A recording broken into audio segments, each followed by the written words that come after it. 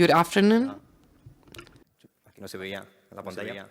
Bueno, como han presentado de manera excelente. Well, as it was said, well, first of all, I would like to thank INCIBE for the invitation. But as it was said, I'm going to talk about online frauds. I'm going to explain some real cases. Of course, I'm not going to give information about real companies, but I'm going to explain real cases about fraud, phishing, and then we're going to see what the bad guys do with the data that they obtain. Well, I've been introduced already, but I'm a cybersecurity employee in Deloitte. I'm an expert in fraud, and I'm starting to collaborate with Derecho de la Red and INCIBE. Well, before starting, I would like to ask you some questions in order for you to reflect upon this issue a little bit. For example, how many of you use two-step verification? Okay, great. How many of you do not have the same password for all your accounts? Okay, great. This is best than what I thought. This is better than what I thought. But of course, we are here in a cybersecurity event. Maybe this is not the same thing for everyone. And how many of you change your passwords frequently? Okay, not that many people. We are going to see, as I was saying, the main common frauds that we may find and what the bad guys want, regardless of the fraud. Bad guys are always going to try to look for things about you. They want to gain your trust in order to obtain your account numbers, your data, and in the end, your money, because this is a business, in the end, that moves a lot of money. So there is phishing of people or brands. There are criminals that pretend to be a company, for example, and that say that they are hiring, or they are going to pretend to be a brand that is doing a campaign on whatever. And they are going to say, okay, we are going to have this product sold by a cheaper price, and this is where the fraud starts.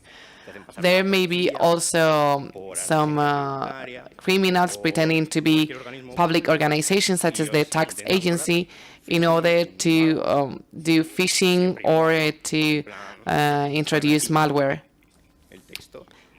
They usually use a text and a link, and we have to be very careful, because with the social security there was a fraud, and there was a text that was being sent with a lot of typos, and people started saying that it was phishing, but in the end it was a real email, it was a real text.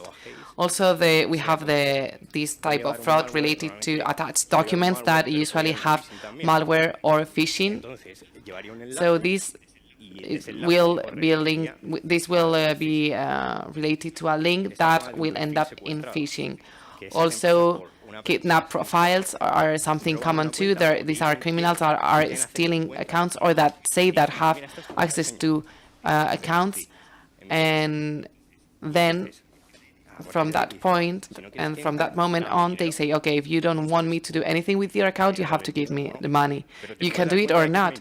But maybe sometimes this is not real, and they don't even have your account. They've obtained your password through a file with that contains many passwords, and it's not just that they have your passwords, it is that their passwords has been leaked, and it may be obtained by anyone. Phishing is the top number one, because it is the most frequent one, and even if everybody is familiar with it, there is always somebody who is going to fall into that trick. What do the bad guys do with this? Let's say they have a lot of free time, they are bored, and then they do whatever they want. Here you can see a list of users and passwords. Maybe that list is useless, And sometimes they just do it in order to gain some kind of reputation among other bad guys. So they say, look, thanks to this phishing, I obtained 1,000 passwords. How many can you obtain? We also see how they sell Netflix users, cards, and so on. I don't know if you can read it, but on the right part, it says that they are selling a month of Netflix at €2 and 3 months for €7. Following a certain set of rules. You cannot share it, you cannot change the access data, and you cannot change the language or the region. Then you can pay through PayPal, Bitcoins, or CSGO keys. Here, Spotify accounts. When premium accounts have expired, they publish them, and then they include the name, and everybody knows they had access to those accounts. As you can see, they are from May 2019. Let's see other more intense phishings, because I think they are the most important attacks. This is a content recovered from a real case, a phishing real case. It extracts the email, the password, the IP address, and the name. In this case, it was a person named Mari Carmen. Data were real. The entity affected was informed that these data were here and they solved it. Also, there are some people who do not fall into the trick and share these kind of things. As you can see, I am going to go after you, it says. We also have very elaborated phishings in this case. I don't know if you can see it. It says microsoftonline.com, and then the real domain is on the right part, which is a vulnerated domain. And people, when see the log, they think it's something legitimate. However, it takes you just 5 minutes to add that log. So let's see some other phishing cases that I have here.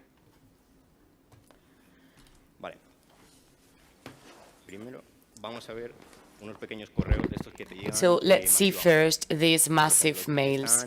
They are all written in English, and they say, warning, you are suspect of having committed a crime. The email comes from the police, and some other weird stuff to fool you. And you could send this through email. We also have another case here,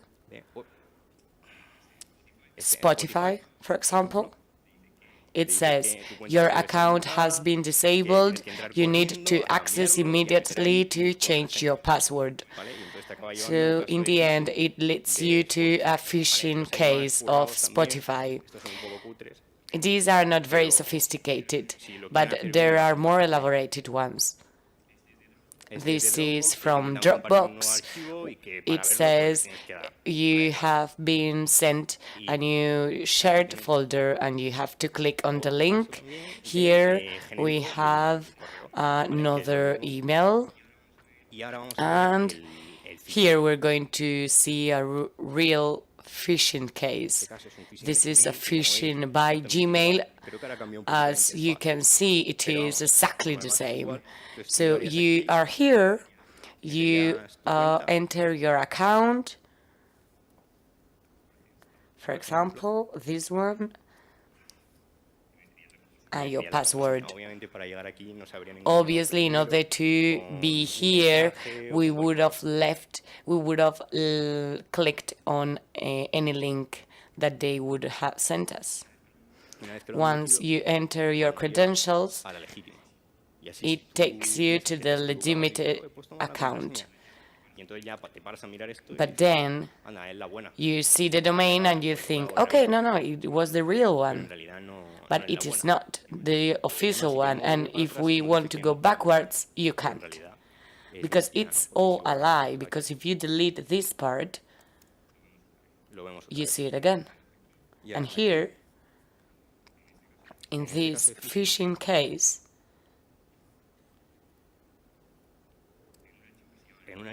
in a login.txt file that we could discover includes all the victims of this phishing. We have the CyberCamp and the current CyberCamp. That way we could recover the users to inform the company about the loss of data. I also have another one from Outlook, which is very elaborated on the outside because it really looks like the official one, but it is not that elaborated. You will see why. You enter anything and it doesn't work, so it makes it more credible. If we added at gmail.com and it worked. So if you think that's a phishing, that's what you have to do. So let's try to see if it connects. I translated it myself, so I'm sorry for that. But it leads us to here. And then here it says that we need to add banking accounts, so we would enter the number of card, the name, CyberCamp in this case, the date that we can make up because it doesn't have any check-in system, and the code 000, and we confirm. And in the end, it leads us to the legitimate website. But as the previous case, it has saved the data in a file. Oops. Here you have them. This only saves the last file, so it's quite useless. It doesn't store all the data.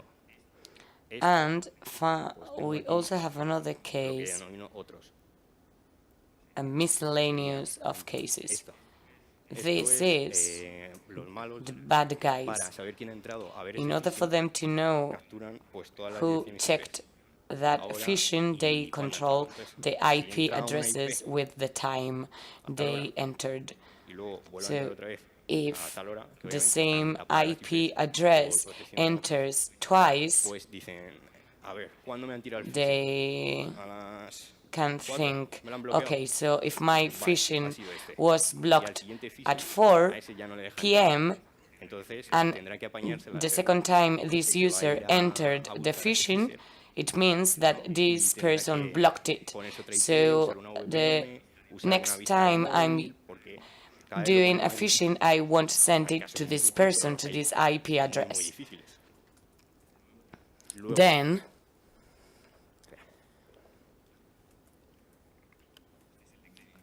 this is the credential phishing,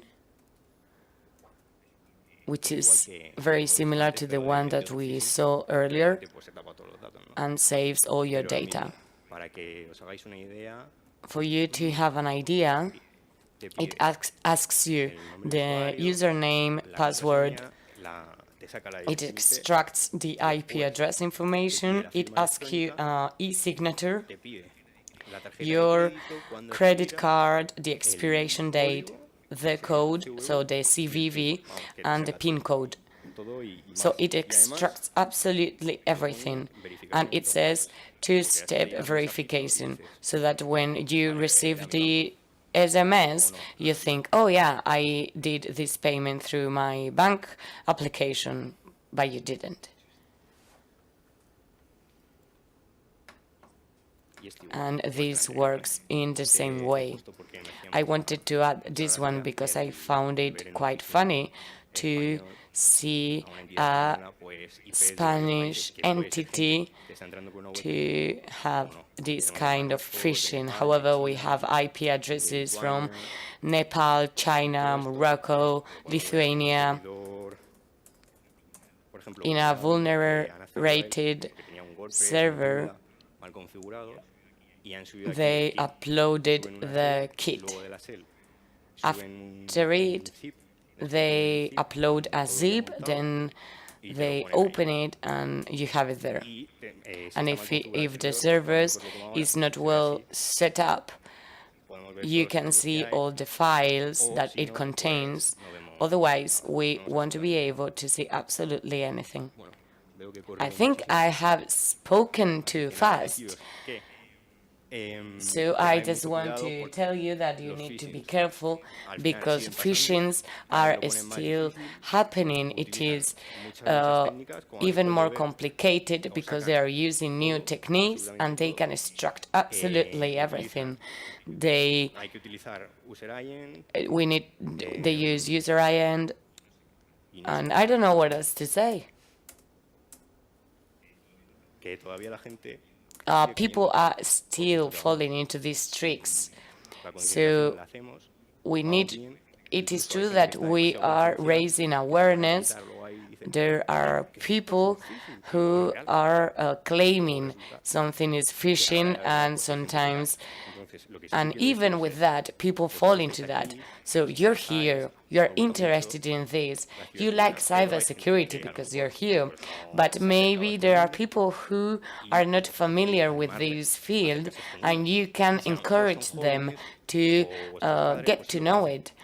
Maybe your grandparents are not familiar with that and could fall into a phishing case, because if they think their bank account has been blocked, they access it and then they fall into the trick. We have seen some recovered information of people who fell into a trick once, and then they used another account in order to see if that was real or not. So with two different accounts, they fell into the same phishing trick. As for the domain, the same.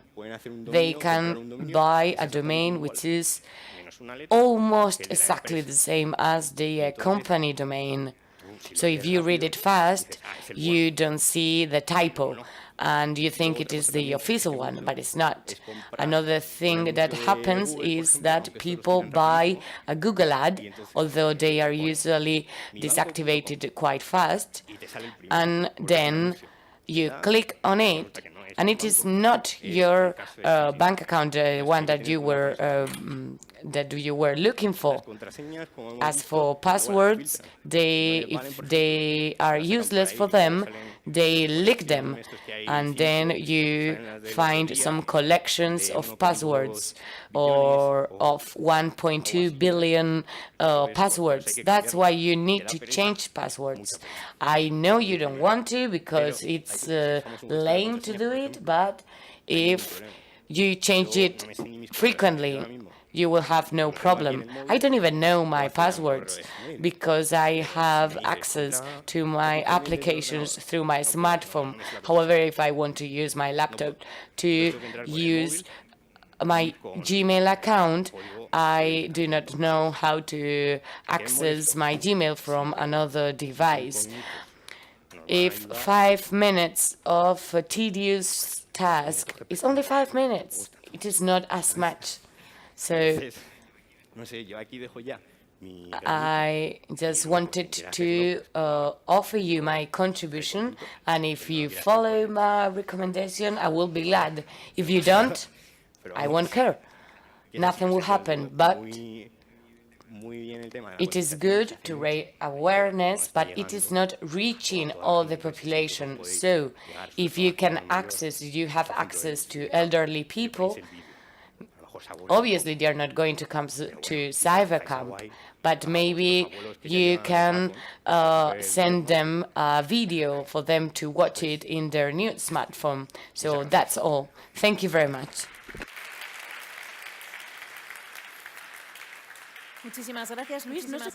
Thank you very much, Luis. I don't know if anyone has a question for Luis. Oh, no?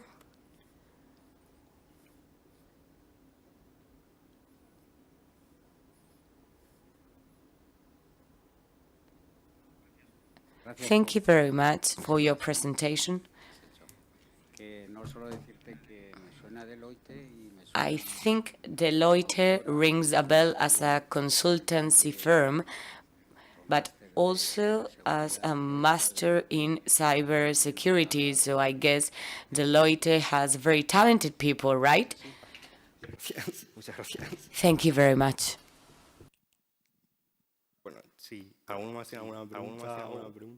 Is there any more questions? Oh yeah, there is one more over there. Good afternoon. My name is Jesus. I would like to say why are you highlighting phishing when it is being discarded and now phishing with V is more used? Phishing is made through voice calls. So we're moving from phishing to phishing. So why aren't you informing more about phishing? Because it is more frequent. Yes, phishing is increasingly used. The other day I received a call from Microsoft and I think it was a phishing. It is true that they can try to trick you through a voice call instead of email, but I do not think phishing is that eradicated. There are several cases of phishing every day against a same entity, and we see that they are more and more sophisticated, and there are many of them. There are some servers which upload the kit, and there are others which upload phishing in a Russian server for a very long time, and it is impossible to stop them because they are based in Russia and it is more difficult to contact them. Phishing is happening, that's true, but there are not as many cases so far. Maybe in the future it will be the top one fraud, online fraud, but not so far.